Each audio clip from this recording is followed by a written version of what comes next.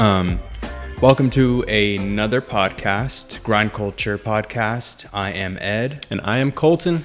And today we're talking, once again, coffee. Could you believe that? So weird. We got our coffees here. Colton was kind enough to give his, what do you want to say? You gave me a request. A request or a highly recommend, how can I say that?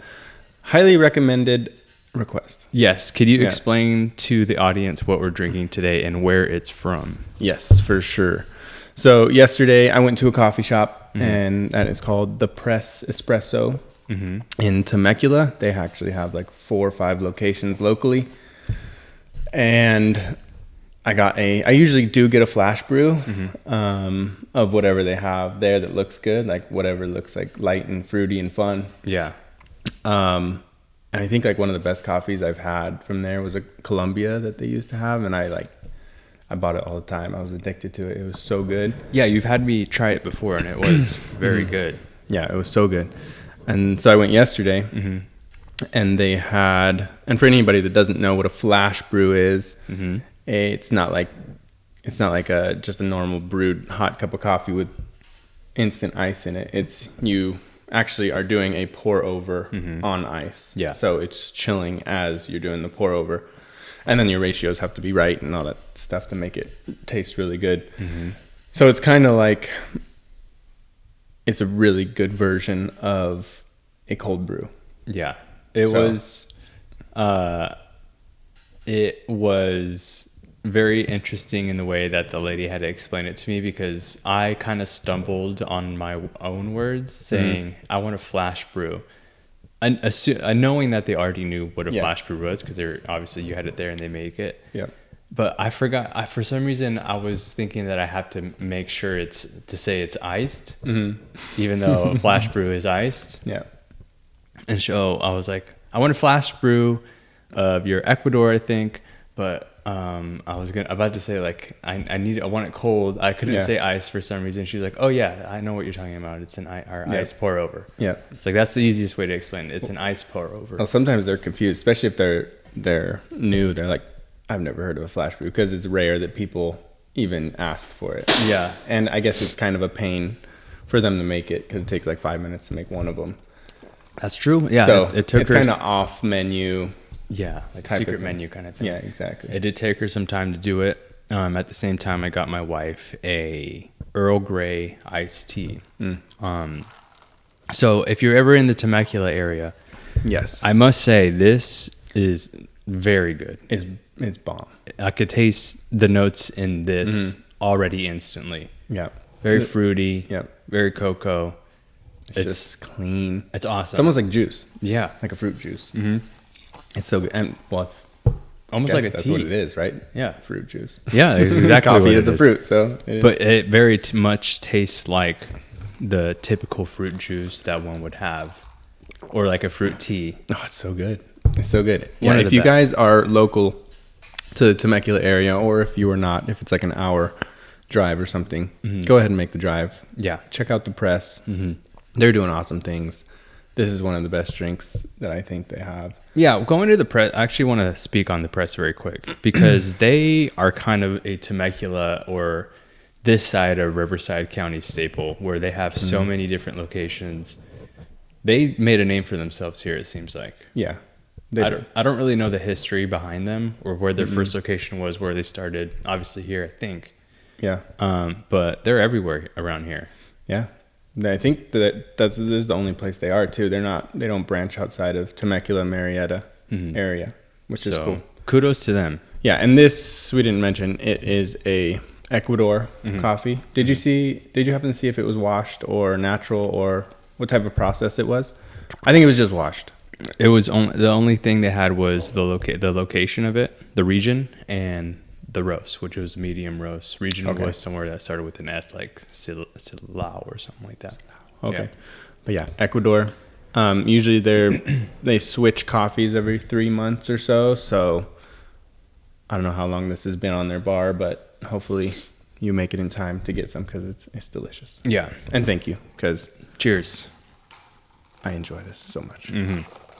So this Here, you can hear it. Yeah. Oh, baby. So that takes us to the topic of our episode, which is our own setups and the way that we prepare and the way we drink coffee in our own lives, in our everyday lives. Yep. And if we want to go through some of the things that we do at our house or some of the ways we order, for example, we order flash brews, we can do so. Yep.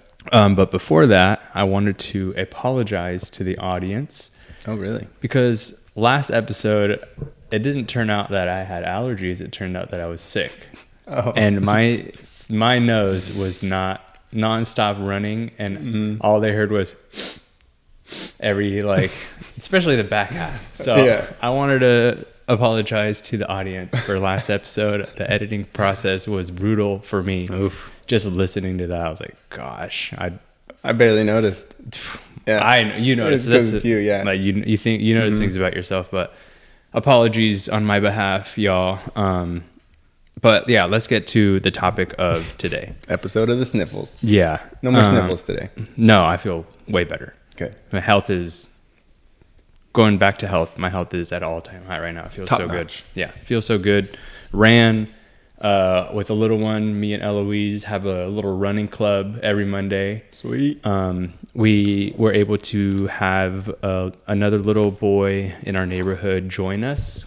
His mom was there, and they were just playing, and Cool. he saw us running. And if there's one thing that kids have, it's an abundance of energy. Yeah. Kids like a puppy. kids just run, and they don't get tired, and they barely sweat.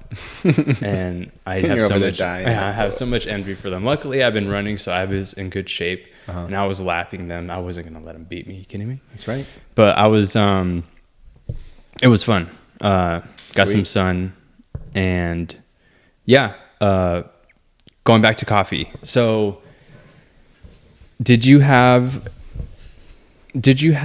any preference to the type of coffee that you make at home? You could start off with kind of explaining what you have at home, the way you prepare it, prepare your coffee, and typically what is what you have the most at your house, or what is it that you do the least at your house?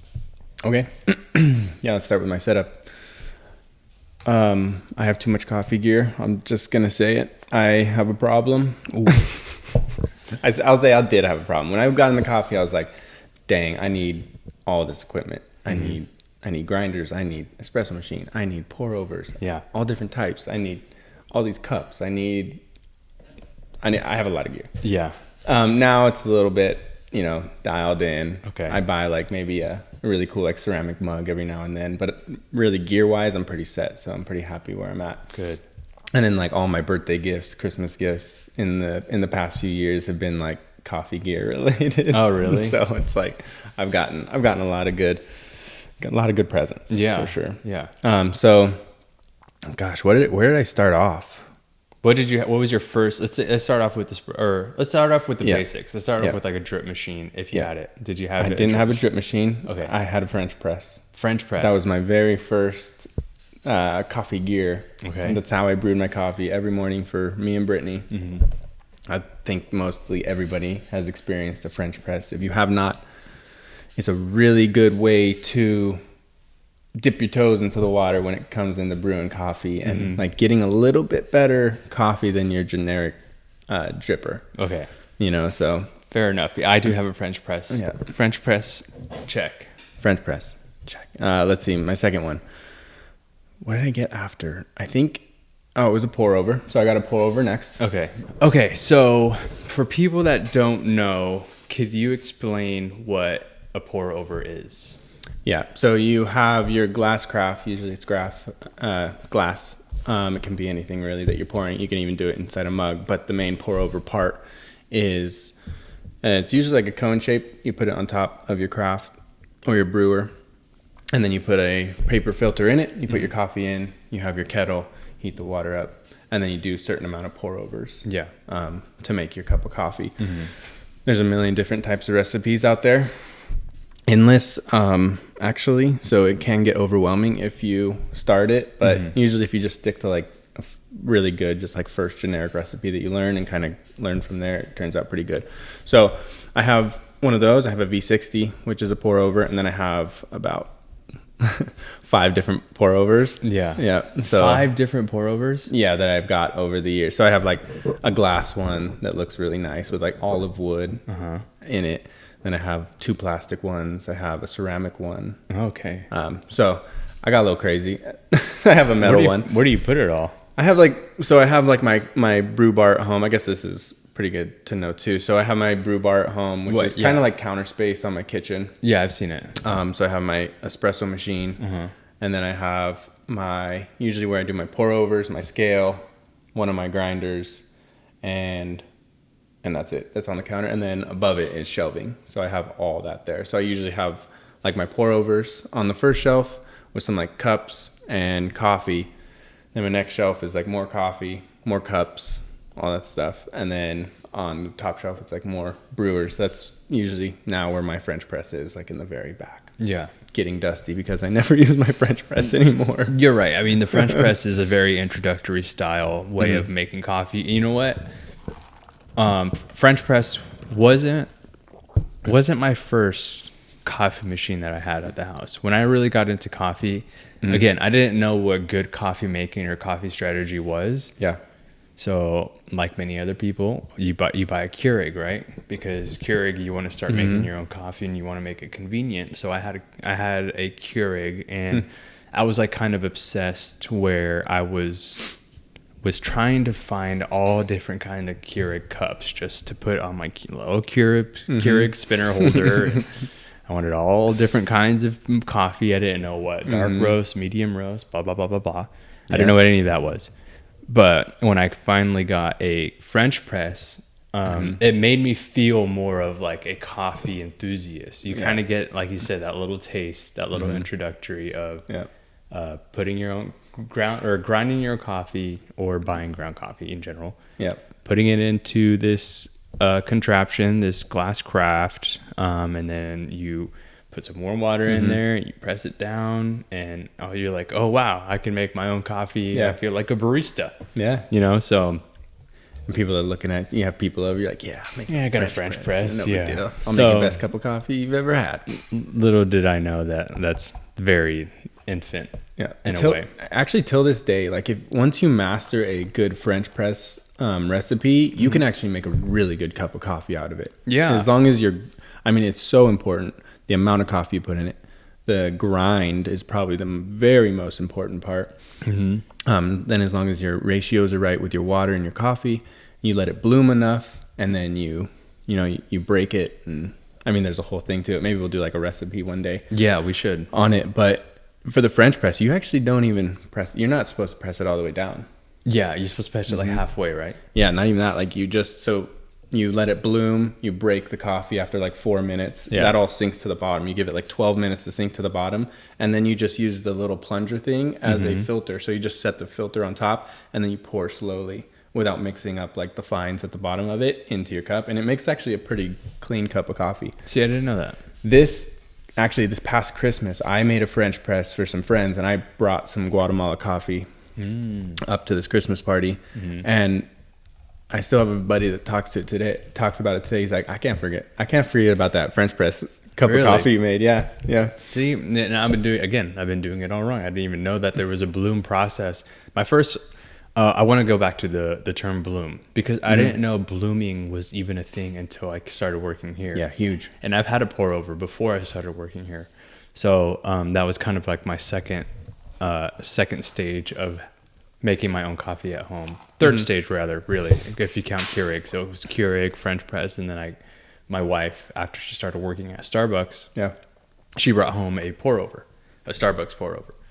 And that's when she kind of taught me like, oh yeah, pour over is another way of making coffee, not just like a drip machine. Right. And I didn't know what blooming was. I was the one just pouring the water in there until I felt like I got a decent amount. I had no scales going on. I just thought, okay, this looks like a good amount of coffee grounds, and this is the amount of our water liquid that I want between me and my wife. Or if there was a third person, I'd add a little bit more. So I didn't know like the good ratio and timing and blooming about a pour over. Didn't know about a French press either, but now I know.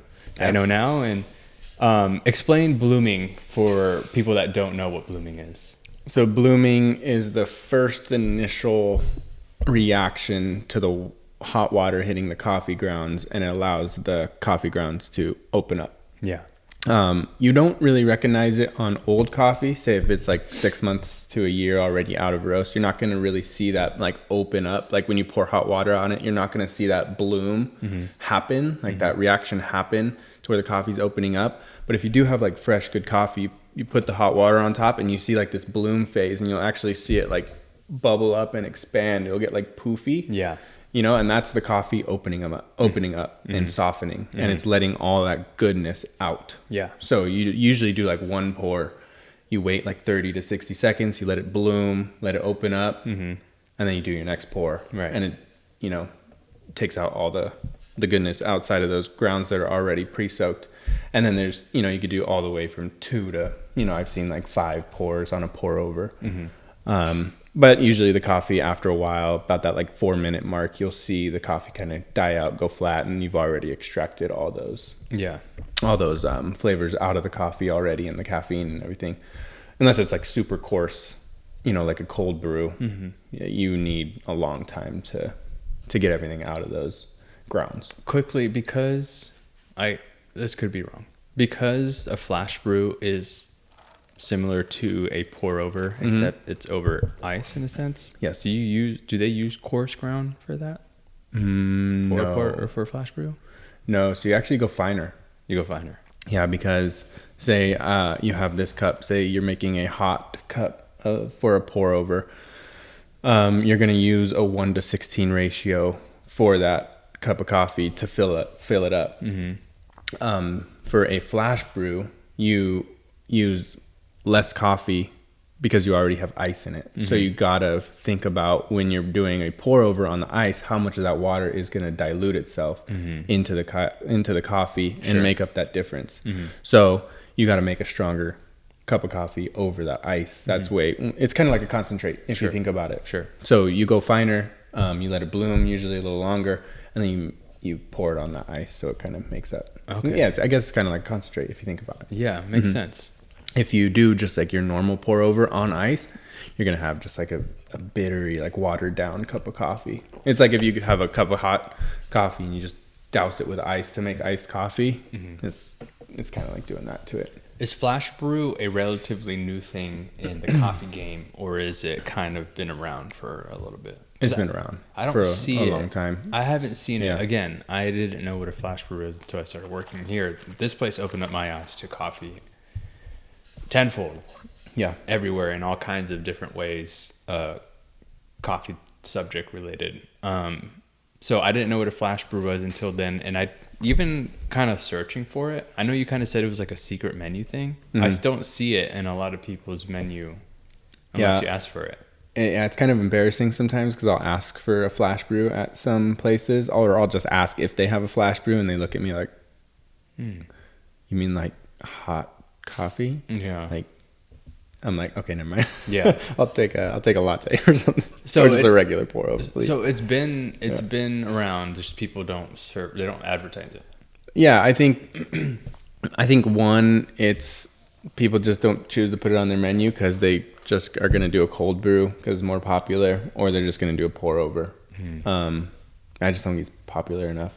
But you do see it a lot in like good specialty coffee shops that are known for having that bright like coffees out there. But also I've seen other coffee shops do what's known as it's like a coffee cold brew tower. I don't know if you've seen them, but they're like a big glass stand, and they usually have like a craft on top with the coffee, and then they put ice and water over that, and it drips through this funnel over the coffee, and then it looks like a big science project if you've seen it in a coffee shop. I've seen it. A lot of people will make that, and that makes the same tasting cup as a flash brew.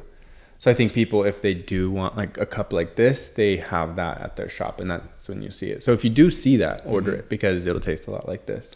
Now, is that method of making coffee kind of, for lack of a better term, flashy style? Flashy, yeah. It's fancy. You know?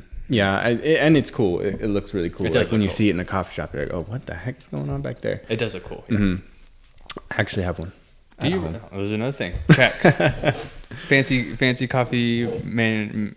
Whatever. Check. Yeah, that was like my big birthday gift one year. It was definitely one of those things where like, did I really get this? Because it's expensive. How many times have you used it? 5 maybe. And 5 times in the past like 2 years. How long have you had it? It's years.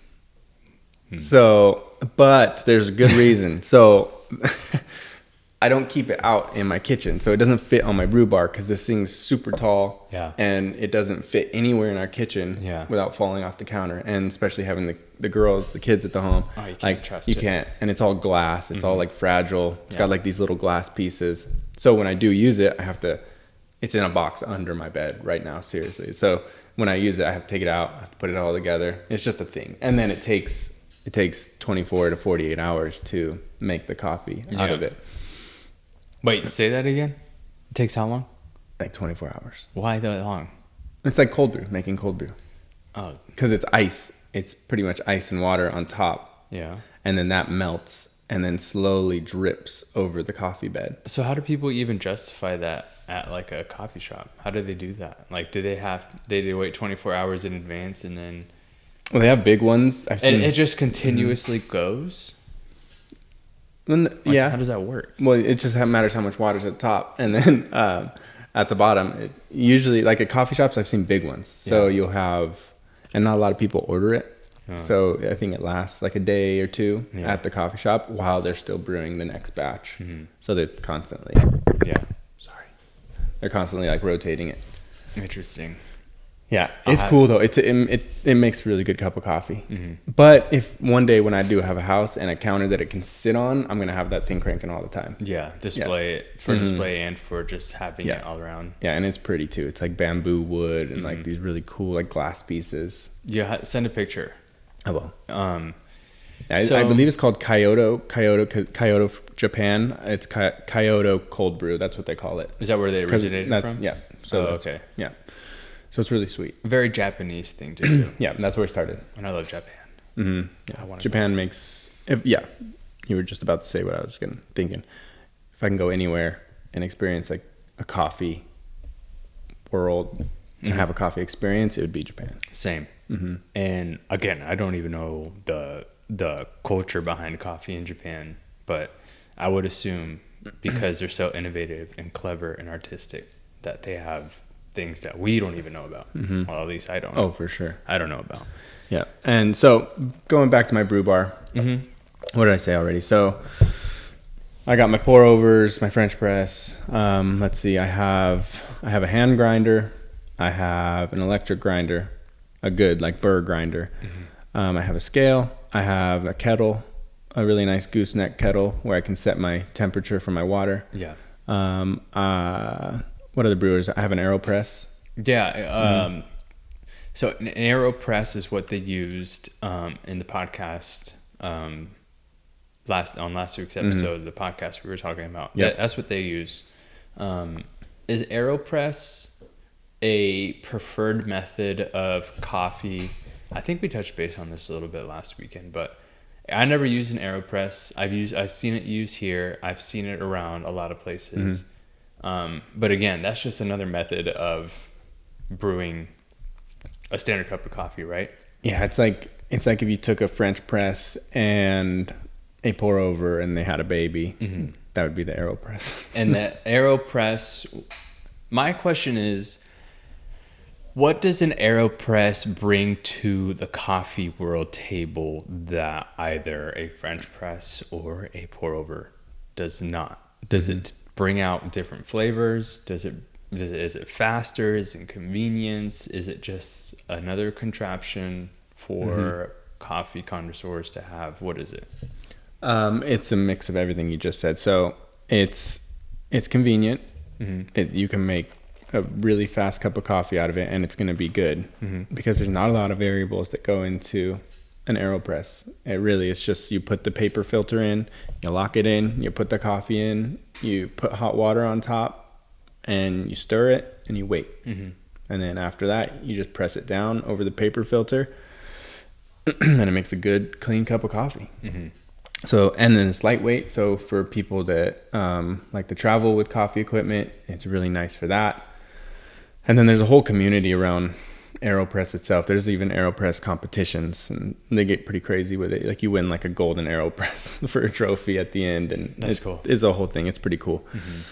So it's just like a fun little easy. It's like a pour over, but you don't need a kettle like gooseneck kettle, and you don't need big filters, and it's super easy to clean. So like when you're done, you just pop out the little puck that you made after you press it, and you're pretty much ready to go again. Yeah. Is AeroPress, the AeroPress is a brand, not so much Yes, it's not a type of right.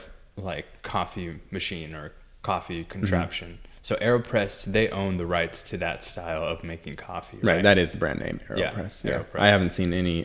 Other companies aren't allowed to make it. I don't think. Right, no replicas. So good on them for taking that market and making it for what it is. Because if there's one thing that we'll discuss here today, there's no shortages of making coffee in many different ways. And AeroPress I'm fascinated by them in a way that I never used it before. I don't really have desire to use one, but I respect that they've put their mark on such a worldwide coffee community. Yeah.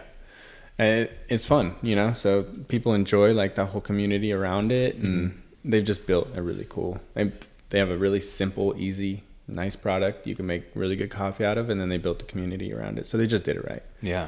So it's cool.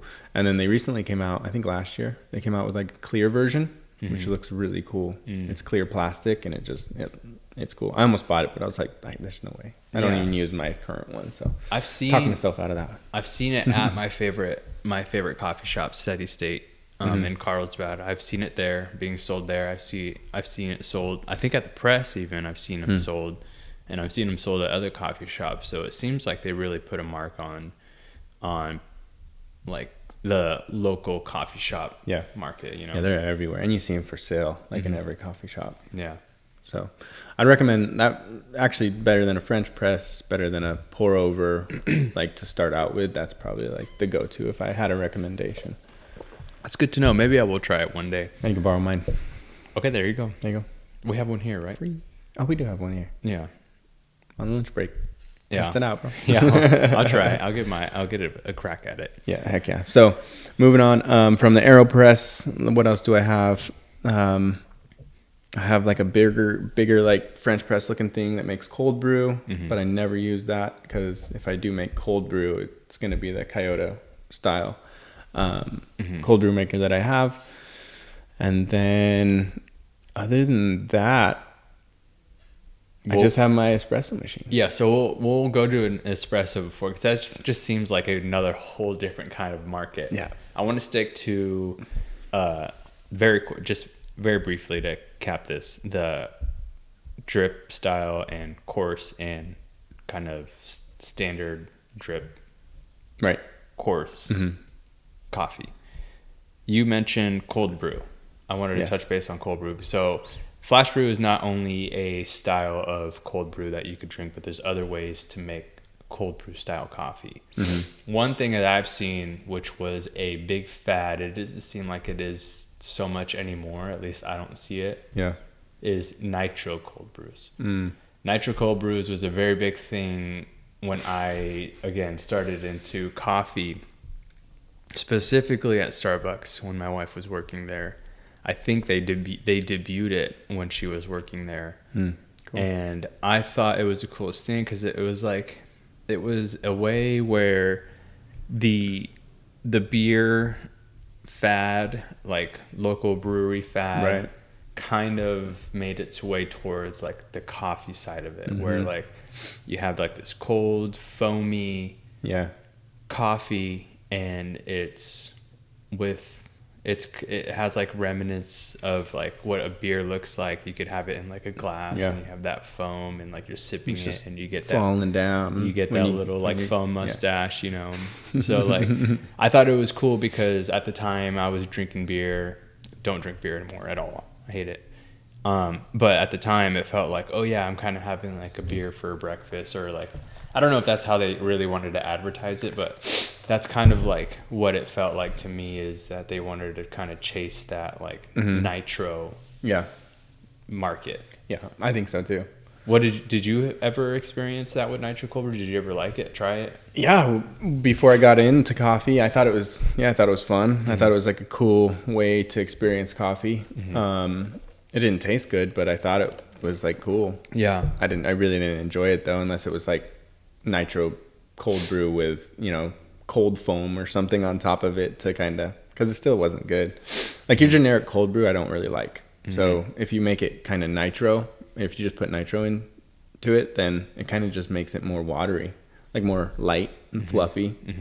So it kind of takes out like the harshness of a cold brew, I guess. But I did enjoy it. Like I thought it was, I didn't enjoy it, but I enjoyed the process of it and the look of it. And it was just something kind of new. Yeah. I still don't really know how it worked, other than like putting coffee into like keg, Right. chilling it, and then like kind of pumping it with like, Yeah. Same concept. yeah. Same concept. So I thought it was cool. I didn't really mind the taste again, but I didn't know what good coffee should taste like at the time. Right. So that was one way of like drinking something cold. As far as coffee, that was kind of another one of my introductions into coffee was that. And then just in general, cold brew without the flashiness of a flash brew or a nitro cold brew. How is typically cold brew made? Like, I think if I understand it correctly, like just a standard cold brew is putting grounds into water, like a big or small container of water, and just chilling it overnight. And that's kind of how you... Yeah. It's pretty much simple as that. A lot of people use like bags to put the coffee in after they grind it. And it's always coarse because if you go fine, it's just going to extract it super fast. If you go coarse, it's going to kind of just take its time to let those flavors out. And then you really got to time it perfect because you could still over extract it. So yeah, you can put it into a bag or not. Like you can even do it with like I was saying earlier, with a French press. You can just put coarse coffee into it. You put water over it, not hot water. You just do like not supposed to do cold water, but you do room temperature water over it, and yeah, you let it sit. Let it sit for, I think the standard is 18 to 24 hours. And then after that, you just take out the grounds, or you put it through a filter, and you have cold brew. Yeah. You put it over ice. And now Cameron was nice enough to bring us cold brew of his that he's made. I don't want to take away from cold brew as like if it's something like not difficult to make, because he mastered like to get a good taste out of his cold brew. Yeah. But cold brew, I don't know. There's no eagerness of mine to have a cold brew just by the fact that I learned how cold brew is made, and it just seems like there's like no intricacy by it. But I don't know. That's just me. Yeah, I mean, I don't enjoy it because usually it sucks. It's just usually made with a darker roasted coffee or like a medium dark coffee, because people just like the boldness of it, and they like putting sweetener in it once it's already made. And I just like a clean cup of light roast coffee, so it's hard to say. But Cameron, or places, or people like Cameron that have taken the time to source the right coffee that's good at that drinking temperature, and played around with recipes, and they use, talking about like importance of water. Importance for water for cold brew is super important, because like if you use tap water, or if there's not good elements in your water, it's really gonna just be funky. So it is a whole thing, and once you do master it, it's good. Like the cold brew that he brought us was really good. I enjoyed it a lot. It wasn't as like bright. Like I feel like you can't really get brightness out of cold brew as much. But still, when you can take the time to play around with recipes, then yes, it can be good. But I've kind of always just strayed away from it for some reason. I'd rather get this. Same. And I don't know if it was that reason. I kind of want to try to understand my reasoning behind it, but maybe that's what it is. It's just, to me, I don't seek it. But something like this, I would order any day, just because it's good. Yeah, for sure. So to what I have, I don't have a lot at my house. I keep it very simple, because I'm in a way where I like to get something and then try to master it. Yeah. And if I get bored with it, I'll move on to the next thing. Yeah. I'm kind of getting there with my espresso machine right now, which is a good segue of what I want to talk about on your side. You have there's different ways to make an espresso. I didn't know how many different ways espresso can be made. Yeah. Until working here, but the majority of people, I would assume, make espresso by the way of an espresso machine. And that's what you see at a lot of coffee shops, that those big industrialized looking machines make a simple shot of espresso. And it's been, I don't know when this started, but it's been like a growing market for having household espresso machines. Certainly I didn't think it was like a thing when I started getting into coffee, but the more I grew up, the more I knew about coffee.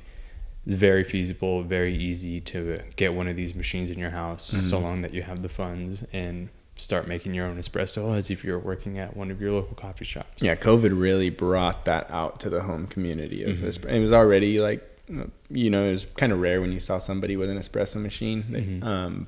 But COVID brought out like this mass wave of home espresso machines. So that market, I think, really shot up, whereas people were just, it seemed like they were getting them, whether it was like a Breville or what's that one that's very popular? It starts with an M. I'm not sure. There's La Marzocco, but those are expensive. Mazzarco. And that's La Mazzarco, yeah. But those are crazy expensive. Yeah, so I see a lot of those like on like social media and stuff. There's Mr. Coffee that starts with an M. That's like the cheapest espresso machine that you can get. Like I think $100 you can get this like plastic little like espresso machine that probably won't even work. Yeah, I wasn't thinking of Mr. Coffee, but I know what you mean. I'm just kidding. So going back to you, what kind of espresso equipment do you have? What did you start off with? What got you into like starting like the want to start making espressos at your house? I already kind of wanted to have a way of making espresso at home, but I never really thought about like, I'll get a machine, because I didn't want just like some little coffee pod thing that, like what do they call it? An espresso. Espresso, yeah. I didn't want one of those. I wanted to like actually do it manually. I think when I got into coffee, I started following a lot of Instagram people, and especially like the COVID wave of Instagrammers that were like home baristas. They all had like these cool espresso machines. I was like, what is this? Like there's a whole vibe going on. Yeah.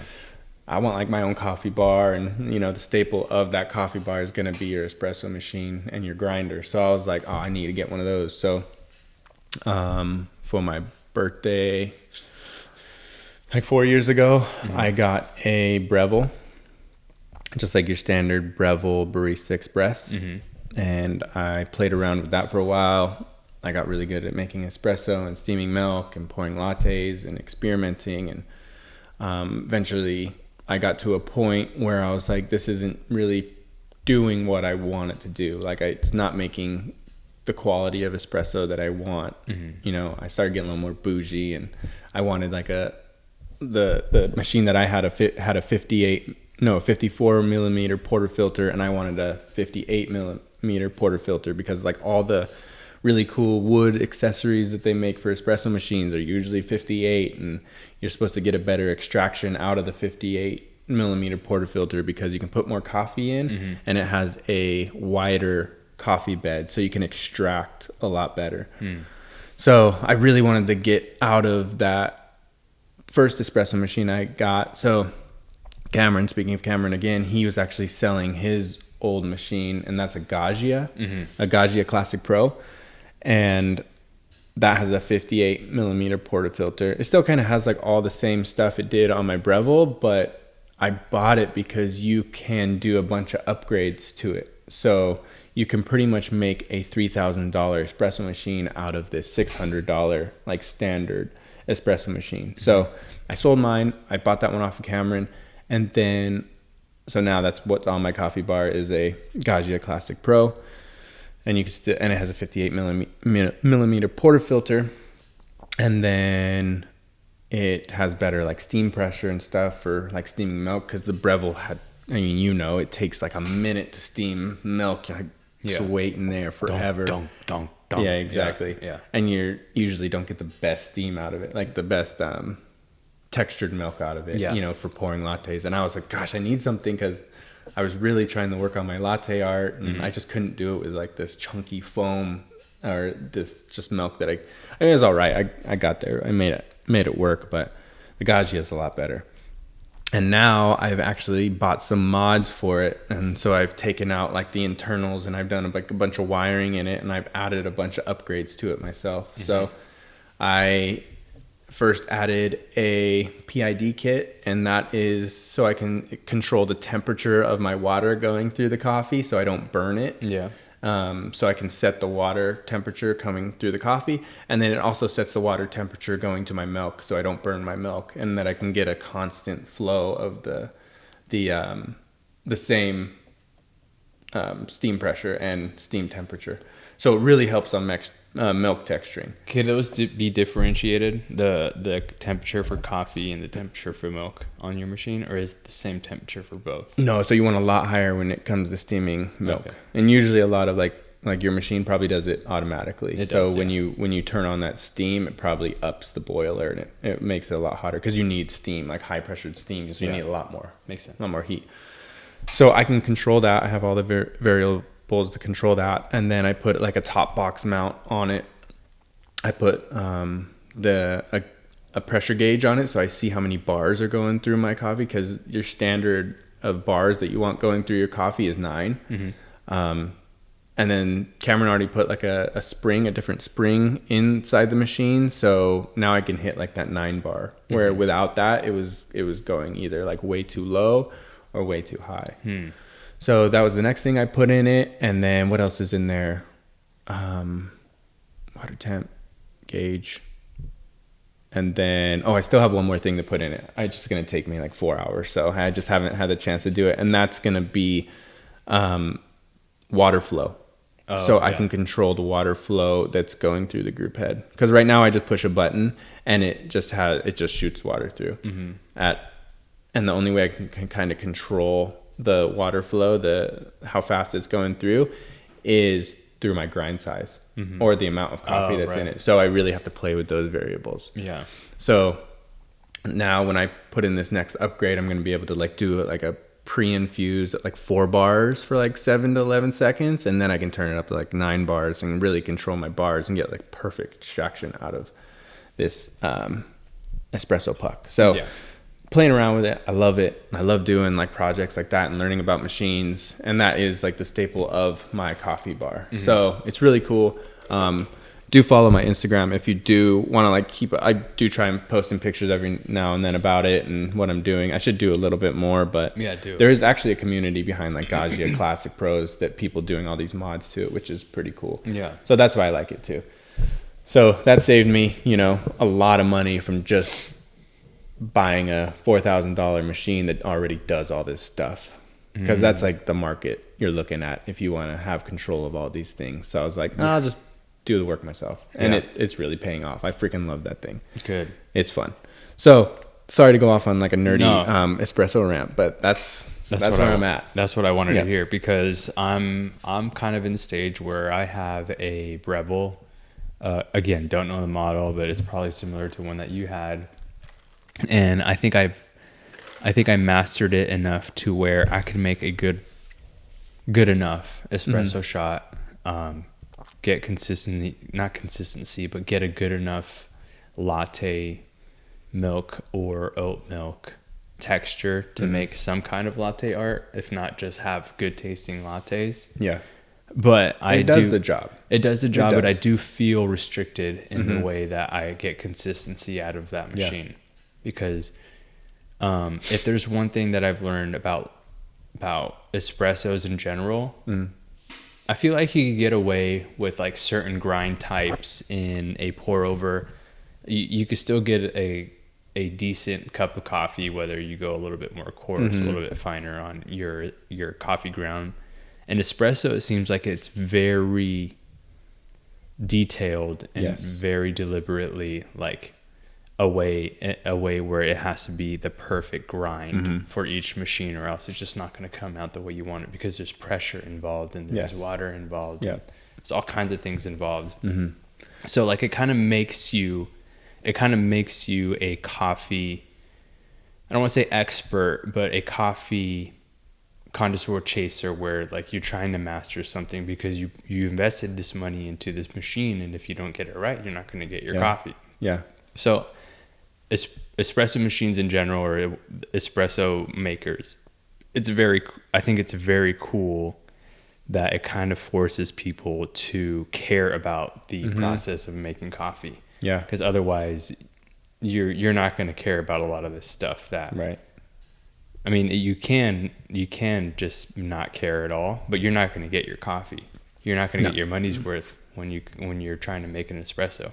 Right. So I'm in a state where I'm trying to possibly upgrade my espresso machine, and I've looked into La Mazzarco, is that how you pronounce it? I looked into those. I looked into different other machines, the Gaggia. I looked into, I mean, there's no shortages of who's making machines nowadays. Like you said, it's just the spike in the market has gone so high that like everybody wants to get into this market. Yeah. It's overwhelming, actually. When you start looking in the espresso machines and grinders and all that stuff, you're like, what the heck? Yeah. Like, what did I start getting into? Man? I know, it's almost dangerous. You never know what to buy. It's almost you just dangerous. get overwhelmed. Yeah, but it's very rewarding when you get it. Like for you, for instance, like it's very rewarding when you could get something down and you just have like, you have the leisure to make your own latte at your own house. You don't have to go to a coffee shop, or you have all this other stuff that you can make in case people don't want a latte. They want to pour over. They want just like a French press. You have all this stuff. Yeah.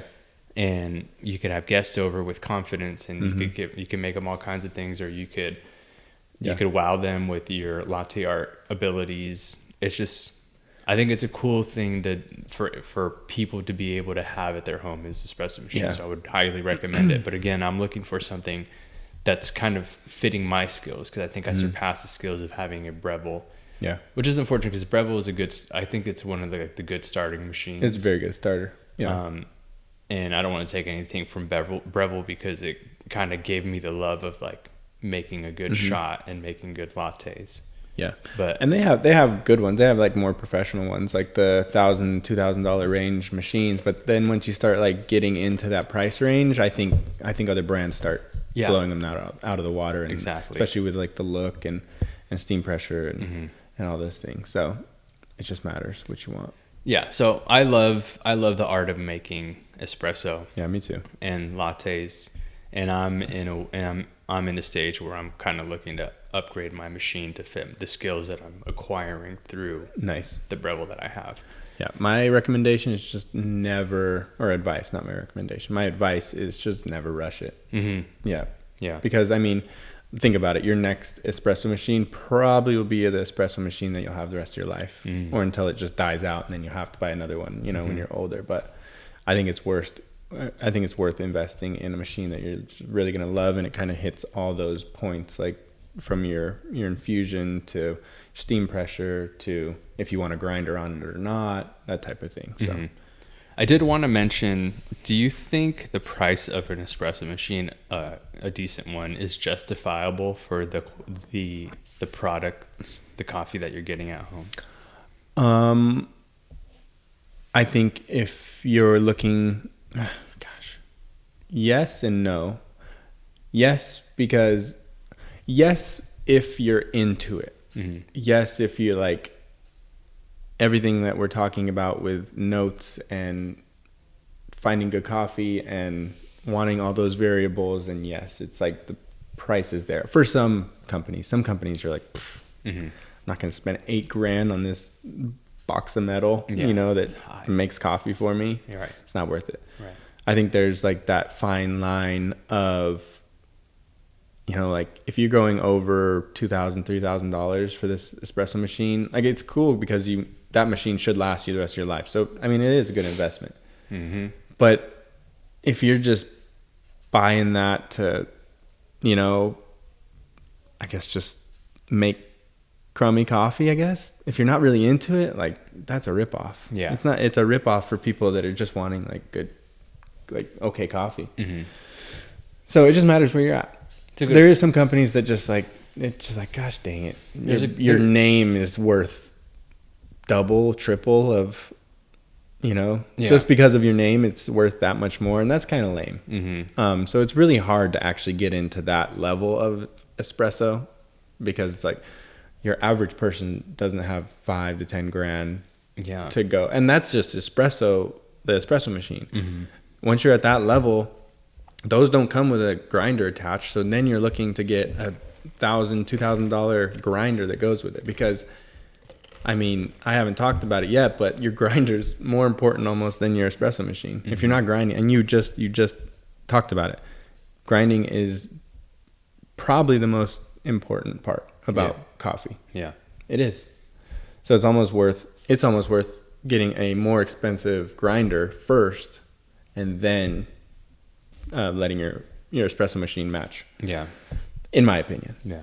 I agree. And people have talked about it. I've seen on videos and coffee professionals, everybody talks about grinders, and it's huge on the market right now with like different ones and burrs, like flat burr, conical burr, all that stuff. And we'll get into grinders a whole nother episode, but that's like hours to talk about just on its own. But that will be touched up on another episode, because I do have opinions on like some of the grinding companies and manufacturers out there. And most of them aren't good. Yeah. So, so I don't know if we want to end it here, but like, would you recommend I guess you kind of said it, like if you're an average coffee drinker, don't really care for the art and for the process of making coffee, maybe not get an espresso machine or even like other kind of like fancy machines. Yeah, I mean, it's just where you're at. Yeah. If you're not really caring where your coffee comes from, get just a nice little drip pour whatever Mr. Coffee maker that makes you a nice like batch of cup of coffee, and you just drink it. If you want to upgrade a little bit, go to an AeroPress to a pour over, maybe a French press, and if you're like, oh man, I've mastered that, I want better coffee, then you can start dipping into espresso machines and different pour overs and stuff like that. And then you can just kind of do what me and you were doing, you just kind of upgrade as you go, and then eventually you'll be like, all right, I need the big boy, I need the final machine, that's gonna give me the best possible coffee I can. And then just see where life takes you. It's good. Yeah, very good. I mean, it is yours hobby, so it's like kind of different when it becomes a hobby rather than just a beverage that you consume every day, just because. Very good. That's very good commentary that you just kind of nailed on the head. So that was kind of our discussion on what we have, the machines that we have, the process in which we worked on our machines or make our coffee. Yeah. We did discuss before we started recording on a possible Q&A episode, possibly next week. Yeah, let's do it. So we are going to reach out to people on our socials, maybe personal lives, get some questions that you would like us to answer for next episode. So if you have any, and it doesn't have to be coffee related, it could be anything with involving me or Colton or anything outside the coffee world or within the coffee world, just give us a shout, comment, direct message us, text us, in any way that you can reach us. Go ahead and just send us your questions on what you want us to discuss or answer. Yeah, and I think I don't know why we need to keep everybody's names like out of it, but we will keep your names out of it. Like, especially if like you have a question you feel weird about it, we're not going to say, hey, this Cameron asked this question. So don't be worried about that. We'll keep it incognito. Yeah, definitely. Unless you want to shout out, then we're obviously we'll shout you out. So even if you just want to shout out, hey, put your handle in there. So, and also we're going to try to get a guest. We kind of teased it last week.